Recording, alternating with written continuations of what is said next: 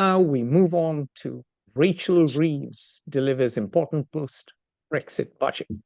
Now, Glenn, who has English blood, but is far more skeptical of British Isles than me, said, "Why are you even discussing the UK?" No one can be more Anglophile than I. And I've just got back from Although London, I do and think that with Brexit, the United Kingdom declared itself a rock someplace in the Atlantic that is sinking under the waves. well, perhaps not. I mean, there are compelling arguments to Britain's continued importance even after Brexit. They are very involved in NATO, They in are Ukraine. They are a very key part of the Anglo-Saxon system. absolutely. Yeah, and you were talking about the Commons. The Commons, although they declined a lot, and Thomas Hobbes talked about it. Not Thomas Hobbes, sorry. I'm forgetting. A major author talked about it, and I'm completely blanking. Thomas More talked about it, sorry, in Utopia. But the point is that the Commons have suffered, but the idea of the Commons, and indeed the land of common law, is Britain. And Britain has had a rather rough few years. Britain bet on financial services after Margaret Thatcher's 1979 revolution. Britain deindustrialized. In fact, deindustrialized excessively, some would argue. Therefore, the 2007, 2009 global financial crisis hit Britain hard. It went through a period of austerity just when it was just starting to emerge from the shadows of austerity, the Cameron-Osborne years. David Cameron and George Osborne. David was Prime Minister, George was Chancellor of the Exchequer. Then, of course, David conducted a referendum in 2016 on Brexit, and we know what happened. Boris Johnson, the Pied Piper of London, and Nigel Farage, the loud, charismatic UKIP, UK Independence Party leader, now, of course, Reform Party leader, together, Brexit over the edge. A majority did vote for Brexit, and then, of course, there was pandemonium. There was division within the ruling Conservative Party. Boris Johnson did become Prime Minister, achieving his lifelong ambition, and then well, every court should have a jester to say pithy things, but no court wants the jester to be the king. Exactly. And when he did become king, he mishandled the COVID pandemic and his administration, and eventually the Tory party is very good at regicide. The Tories killed their king, brought in Liz Truss, who had the shelf life of a lettuce. Her Chancellor came up with a budget that had a £45 billion hole in it. Markets reacted badly. The government went. Rishi Sunak came to power. He presided over a divided party and an ineffective government. Some would argue that he did his job diligently, but he clearly had no conviction. He had no direction. The crown was too big for his head, and it slipped over his ears. And as a result, Labour came back to power with a thumping majority. And now, which is on Wednesday, 30th. All of this is engaging. Sometimes I'm using frequently, damningly irritating, as the French would say. Political maneuvering, which have all been the waves on top of this current for decades of financial structural imbalance in UK finances and government. And that really seems to me the point that you're getting at, is that the current Exactly. budget, which seems to be historically a historic revision of redirection, trying to address. So I think that's where we're going. No? Yeah, exactly. And on Wednesday, 30th October, Chancellor Rachel Reeves has declared that her budget will raise taxes by £40 billion. Now, the UK Treasury collects £800 billion annually in taxes. So this is 5% of budget expenditure. This is a whopping increase in taxes. Even before the tax raises, experts had estimated that the UK needed an extra 20 to 30 billion pounds in taxes. And that is 0.7 to 1.1% of the GDP. So what are the details? Well, national insurance contributions for employers will rise from April 2025. The lower rate of capital gains tax will increase from 10% to 18%, and the higher rate will increase from 20% to 24%. Value-added tax, VAT, will apply to private school fees from January 2025. And Reeves has promised legislation to remove their business rates relief from April 2025, which means private school fees will go further up. Stamp duty land surcharge for second homes is to rise by 2 to 5% the very next day, which is Thursday, 31st October 2024. So the budget comes out today, stamp duty goes up tomorrow. Quite significant. The employment allowance, which allows smaller companies, to reduce their national insurance liabilities to increase from £5,000 to £10,500. Right. Okay, but these seem to be specific. These are details of a substantive shift in approach taken by, in this instance, the Labour government. A Labour government. To a structural issue for the UK. But so why now? Why is this significant beyond the UK for us or for people in Paris or Amsterdam? What effect will it have on the pound, which is still a major, is a global currency? And what effect would it have on growth? Will these measures address the fundamental structural problems that just about British governments have contributed to, at least, arguably since 1945, but certainly since 1979. Okay, so all great questions. I will not get lost in the weeds, but I'll add one thing: the tax, which will please you, the tax paid by private equity managers on share of profits from successful deals is to go up from 28 to 32% from April. Now, why now? Well, the hole in government finances was too big, and the government had to fill it. Two ways of doing so. One is, of course, cut spending, which at a time of rising inequality and cost of living crisis is very difficult. Besides, this is a Labour government. This is a government of the left. Its operative philosophy is to provide greater opportunity, greater equality of opportunity as one of their thinkers or one of their spin masters put it. And so it had to increase taxes. Decreasing spending was not on the cards. Now, why now? And why? How does it matter beyond the UK? Well, it matters beyond the UK for a very simple reason.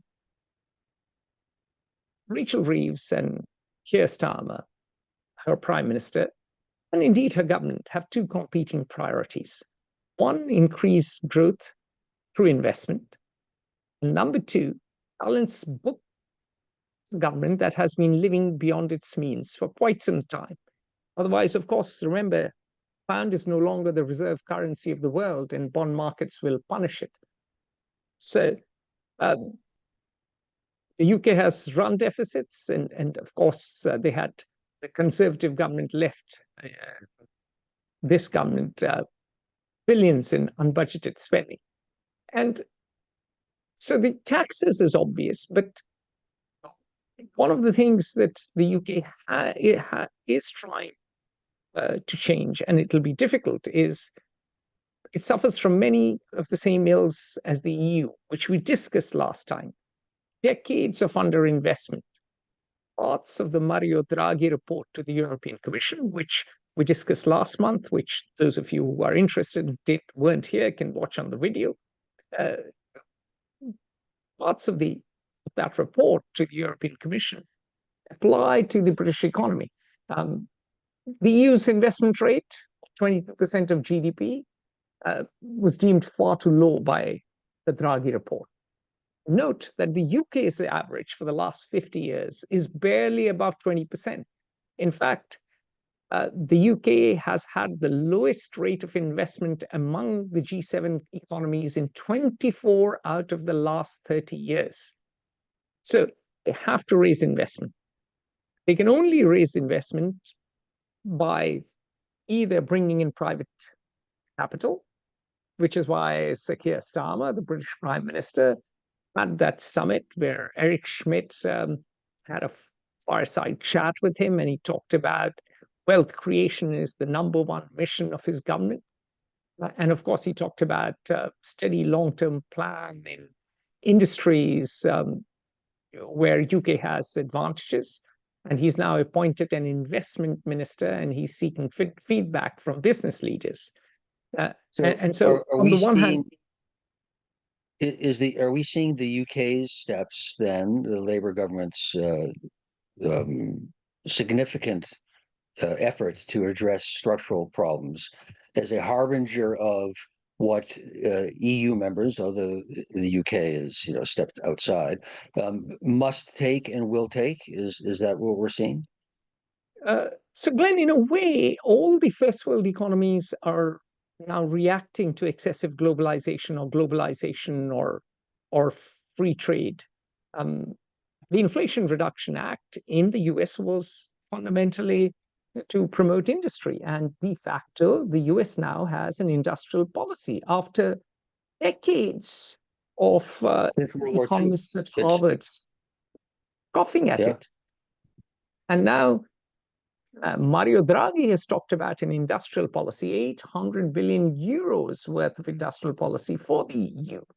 And now, of course, the UK is saying we will not necessarily have an industrial policy, but a policy to promote key sectors of the economy, the key sectors, industries.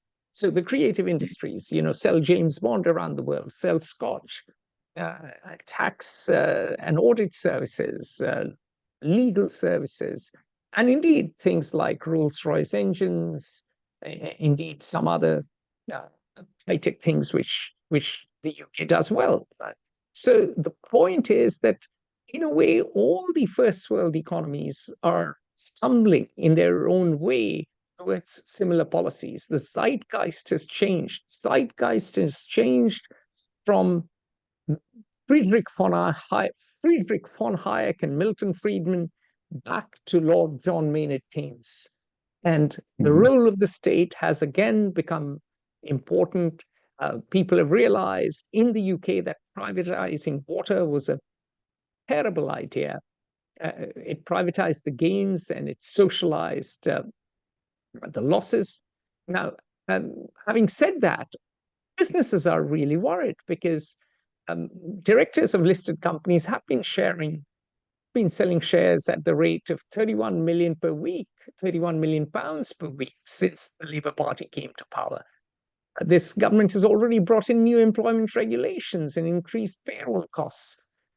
They've increased minimum wage to 12.21 pounds an hour. They just did that in the budget. So businesses feel they will suffer a real burden.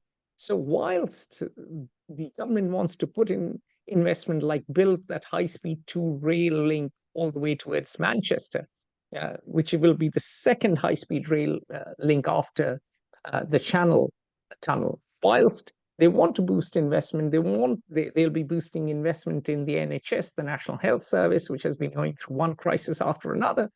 there's real fear amongst businesses that this could increase the cost of doing business, particularly for small businesses, and drive out capital instead of bring capital to the UK.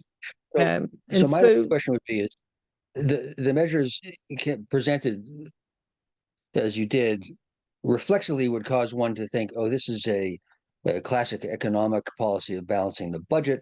Therefore, it will be depressionary or recession. It will dampen demand.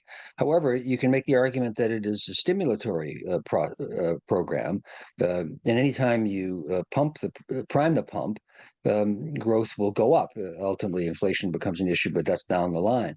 So fundamentally, is this a classical economic balancing of the budget, or is it a Keynesian stimulus policy? In which case, long-term growth would probably be strengthened. so I would say it's neither, because they have to steer the ship like Ulysses between the Scylla and the Charybdis. If they don't balance the books, they don't raise taxes, then um, pound tumbles, then markets lose confidence in British bonds, so they have to raise taxes. But at the same time, they also have to stimulate the economy. So they have to follow both the Friedmanite model and the Keynesian model. And they are trying to do so by increasing money in infrastructure, wooing capital to come in and invest in key sectors. That's why the investment summit. And in a way, they are mirroring many of the problems that the EU has. Now, these problems don't apply to the US as much because the US has the dollar and cheap energy. So the US is in a different situation. But the EU is struggling to stay competitive against the US and China. We discussed this last month. And many are talking about this great age of deindustrialization, this terrible age, not the great age of deindustrialization, all throughout the continent. There are headlines every day about the death of Germany's fabled Mittelstand. Now, the EU, the UK, which was part of the EU and which had protection by being part of the EU, part of a bigger trading bloc, both in terms of doing business and in terms of negotiating deals. The UK has struggled to even conclude a trade deal with India, free trade deal with India. Now, the UK is trying really hard to marry its open economy with its welfare state, with addressing the structural imbalance of its low investment, low growth, low productivity economy. And I don't envy either Keir Starmer or Rachel Reeves. It's a difficult act.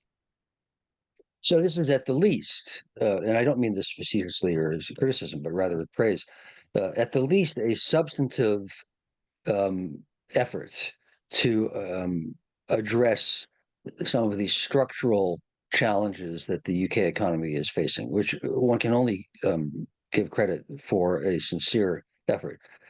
You haven't talked about, we don't have time, but what I would argue are two of the fundamental reasons that the US economy has outperformed the EU's, and that is one, a much more flexible labor market, which is largely from immigration in the United States, and True. and two, a much healthier, meaning simpler, regulatory environment.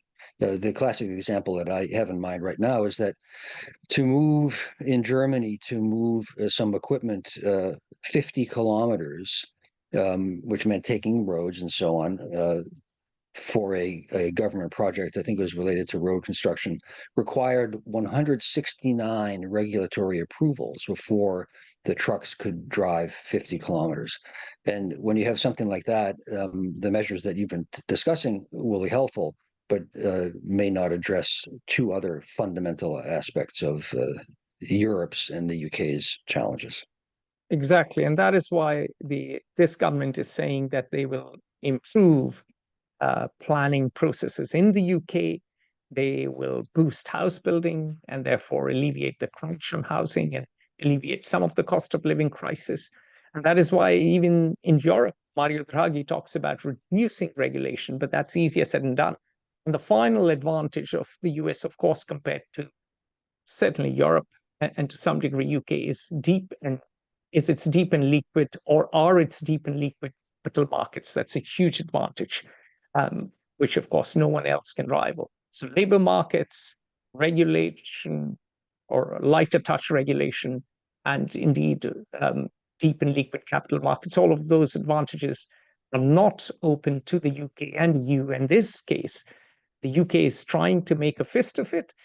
Some would argue in a ham-handed way. And we shall see what transpires, but it certainly is bellwether for other European economies, because the same problem the UK faces is a problem that France faces, Germany faces, and of course, Southern Europe and Ireland face to a greater degree. So it's sort of budget we will see more often in Europe. An admirable effort, whether it is sufficient or succeeds, are secondary to at least that it is a legitimate attempt to address fundamental issues. Indeed. See you next month, everyone.